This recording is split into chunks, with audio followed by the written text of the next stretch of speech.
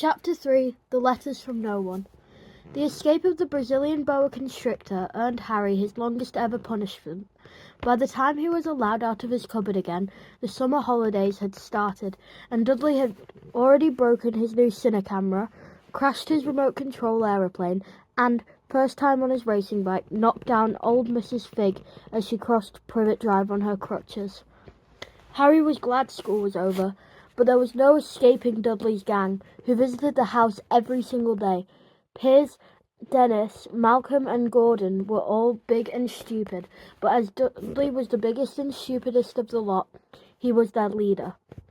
The rest of them were all quite happy to join Dudley's favourite sport, Harry hunting.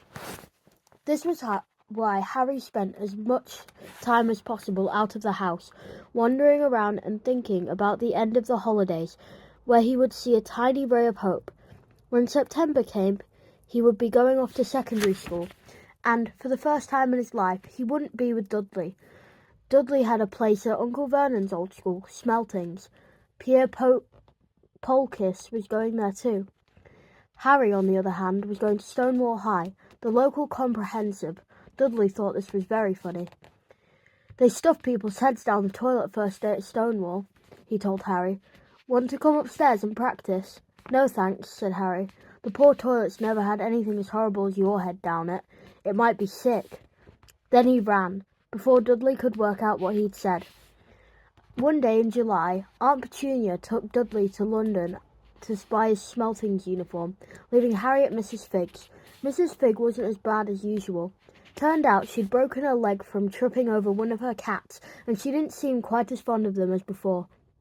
She let Harry watch television and gave him a bit of chocolate cake that tasted as though she'd had it for several years. That evening, Dudley paraded around the living room for the family in his brand new uniform. Smelting's boys wore maroon tailcoats, orange knickerbockers, and flat straw hats called boaters. They also carried knobbly sticks used for hitting each other while the teachers weren't looking. This was supposed to be good training for later life. As he looked at Dudley in his new knickerbockers, Uncle Vernon said gruffly that it was the proudest moment of his life. Aunt Petunia burst into tears and said she couldn't believe it was her ickle Duddykins. He looked so handsome and grown up. Harry didn't trust himself to speak. He thought two of his ribs might have already cracked from trying not to laugh. There was a horrible smell in the kitchen next morning when Harry went for breakfast. It seemed to be coming from a large metal tub in the sink. He went to have a look. The tub was full of what looked like dirty rags swimming in grey water. "What's this?" he asked Aunt Petunia. Her lips tightened as they always did if he dared to ask a question. "Your new school uniform," she said. Harry looked in the bowl again. "Oh," he said, "I didn't realise it had to be so wet." "Don't be stupid," snapped Aunt Petunia. "I'm dyeing some of Dudley's old things grey for you. It'll look just like everyone else's when I've finished." Harry seriously doubted this, but thought it best not to argue. He sat down at the table and tried not to think about how he was going to look on the first day at Stonewall High. Like he was wearing bits of old elephant skin, probably. Dudley and Uncle Vernon both came in, both wrinkled noses because of the smell from Harry's new uniform. Uncle Vernon opened his newspapers as usual, and Dudley banged his smelting stick, which he carried everywhere, on the table. They heard the click of the letterbox and flop of letters on the doormat. "Get the post, Dudley," said Uncle Vernon from behind his paper. "Make Harry get it." "Get the post, Harry. Make Dudley get it. Poke him with your smelting stick, Dudley." Harry dodged the smelting sticks and went to get the post. Three things lay on the doormat.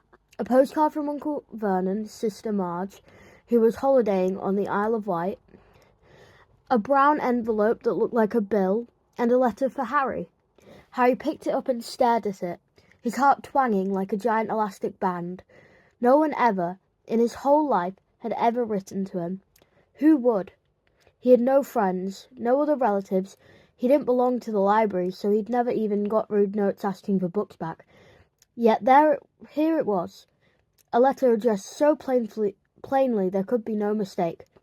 Mr. H. Potter, The Cupboard Under the Stairs, 4 Privet Drive, Little Whinging, Surrey. The envelope was thick and heavy, made of yellowish parchment, and the address was written in emerald green ink. There was no stamp. Turning the envelope over, his hand trembling, Harry saw a purple wax seal bearing a coat of arms, a lion, an eagle, a badger, and a snake surrounding a large letter H. "Hurry up, boy," shouted Uncle Vernon from the kitchen. "What are you doing, checking for letter bombs?" He chuckled at his own joke. Harry went back to the kitchen, still staring at his letter. He handed Uncle Vernon the bill and the postcard, and sat down and slowly began to rip open the yellow envelope. Uncle Vernon ripped open the bill, snorted in disgust, and flipped over the postcard. "Marge is ill," he informed Aunt Petunia. "Ate funny whelk." "Dad!"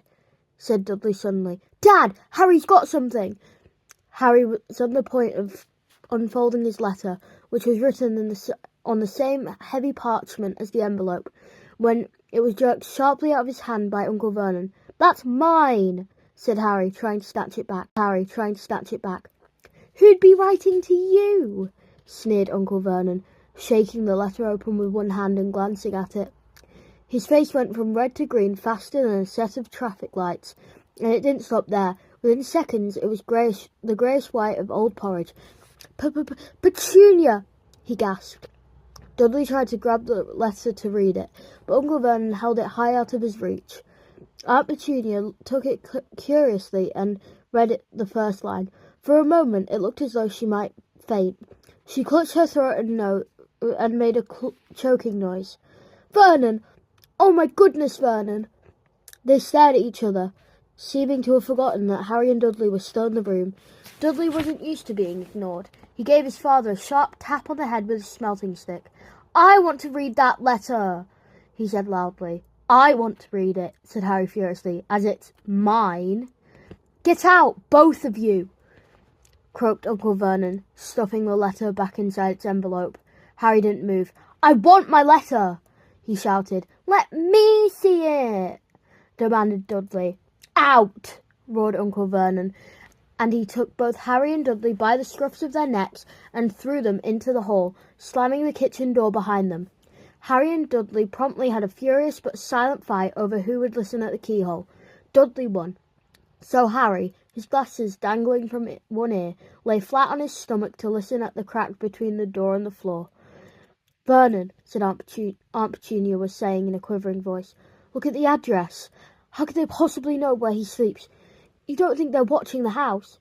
"Watching, spying, might be following us," muttered Uncle Vernon wildly.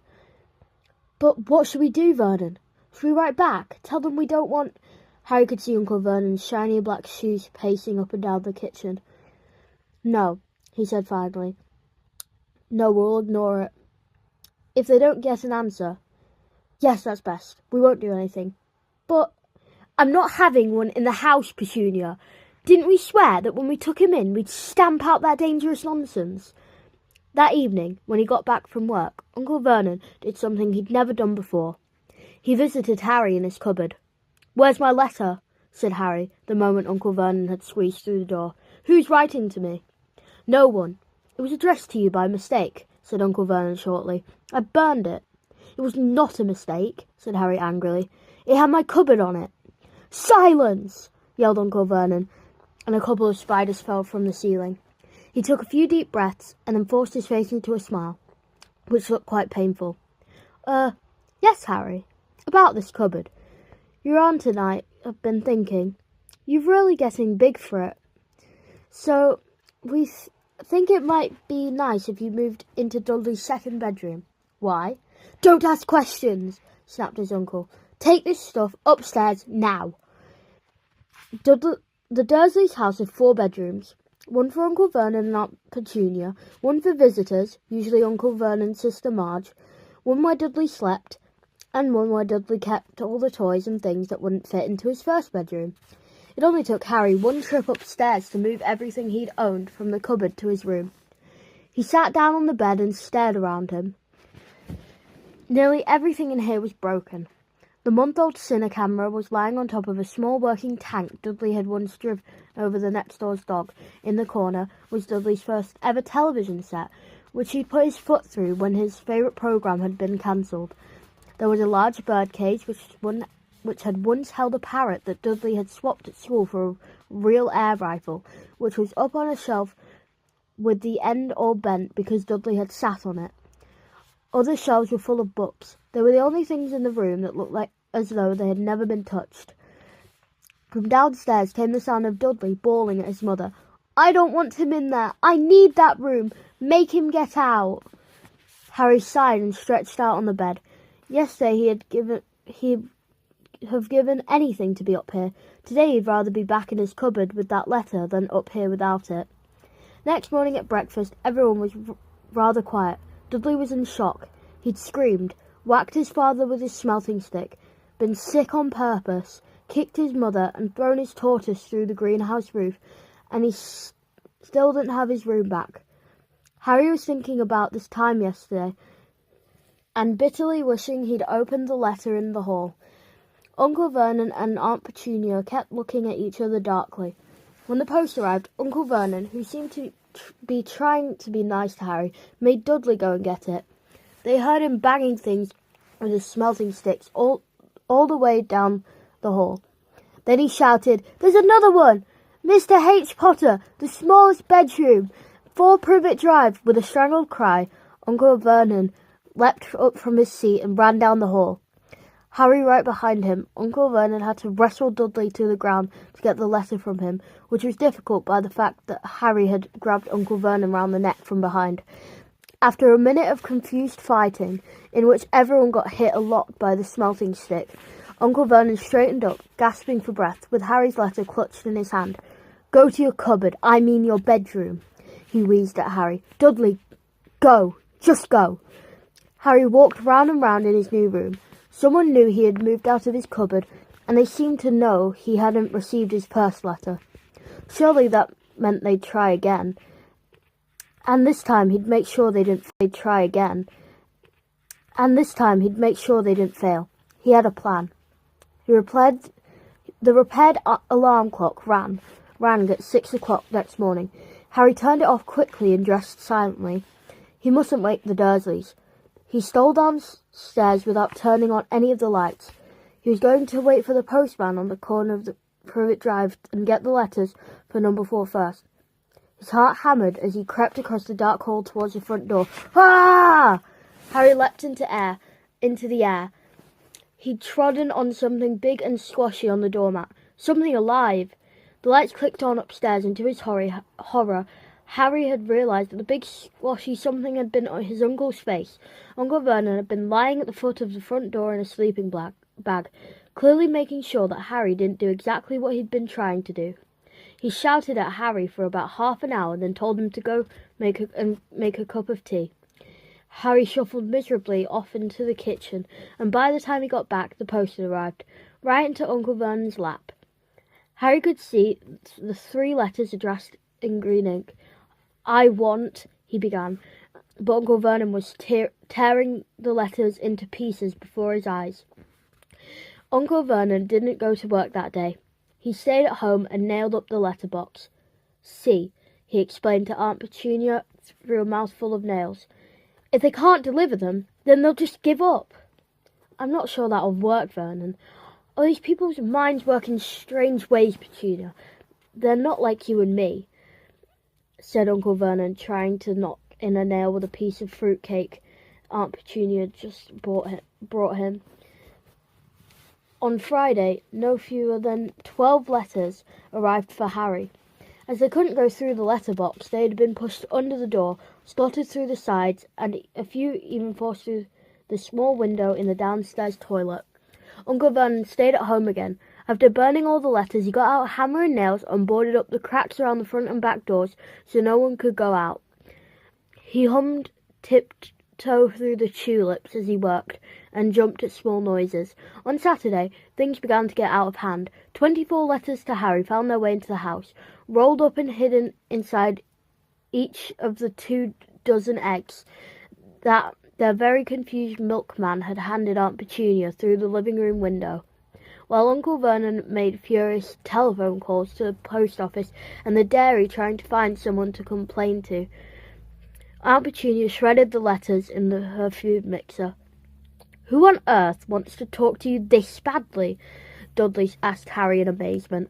On Sunday morning, Uncle Vernon sat down at the breakfast table, looking tired and rather ill, but happy. "No post on Sundays," he reminded them happily, as he spread marmalade on his newspapers. "No damn letters today." Something came whizzing down the kitchen chimney as he spoke and caught him sharply on the back of the head. Next moment, 30 or 40 letters came pelting out of the fireplace like bullets. The Dursleys ducked, but Harry leapt out into the air, trying to catch one. "Out! Out!" Uncle Vernon seized Harry around the waist and threw him into the hall. When Aunt Petunia and Dudley had run out with their arms over their faces, Uncle Vernon slammed the door shut. They could hear the letters still streaming into the room, bouncing off the walls and the floor. "That does it," said Uncle Vernon, trying to speak calmly, but pulling great tufts out of his moustache at the same time. "I want you all back here in 5 minutes, ready to leave. We're going away. Just pack some clothes, no arguments." He looked so dangerous, with half his moustache missing, that no one dared to argue. 10 minutes later, they wrenched their way through the boarded-up doors and were in the car, speeding towards the motorway. Dudley was sniffing in the back seat. His father had hit him round the head for holding them up while he tried to pack his television, video, and computer in his sports bag. They drove, and they drove. Even Aunt Petunia didn't dare ask where they were going.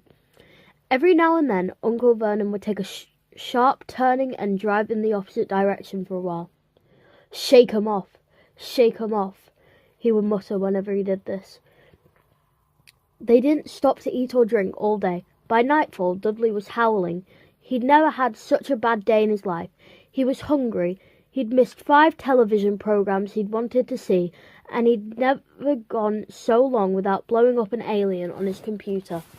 Uncle Vernon stopped at last outside a gloomy-looking hotel on the outskirts of a big city.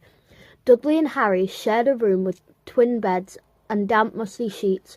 Dudley snored, but Harry stayed awake, sitting on the windowsill, staring down at the lights of passing cars and wondering. They ate stale cornflakes and cold tinned tomatoes on toast for breakfast the next day. They had just finished when the owner of the hotel came over to their table. "Excuse me, but is one of you Mr. H. Potter? Only I got about 100 of these at the front desk."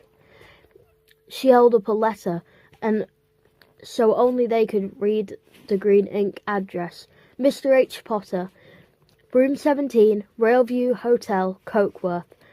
Harry made a grab for the letter, but Uncle Vernon knocked his hand out the way. The woman stared. "I'll take them," said Uncle Vernon, standing up quickly and following her to the fireplace like bullets. The Dursleys ducked, but Harry leapt out into the air, trying to catch one. "Out! Out!" Uncle Vernon seized Harry around the waist and threw him into the hall. When Aunt Petunia and Dudley had run out with their arms over their faces, Uncle Vernon slammed the door shut. They could hear the letters still streaming into the room, bouncing off the walls and the floor. "That does it," said Uncle Vernon, trying to speak calmly, but pulling great tufts out of his moustache at the same time. "I want you all back here in 5 minutes, ready to leave. We're going away. Just pack some clothes, no arguments." He looked so dangerous, with half his moustache missing, that no one dared to argue. 10 minutes later, they wrenched their way through the boarded-up doors and were in the car, speeding towards the motorway. Dudley was sniffing in the back seat. His father had hit him round the head for holding them up while he tried to pack his television, video, and computer in his sports bag.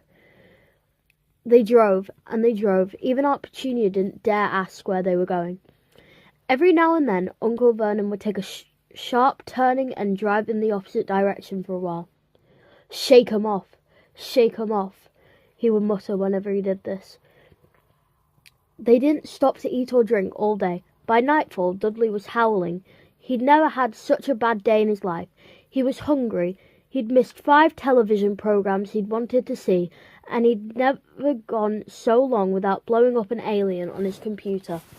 Uncle Vernon stopped at last outside a gloomy-looking hotel on the outskirts of a big city.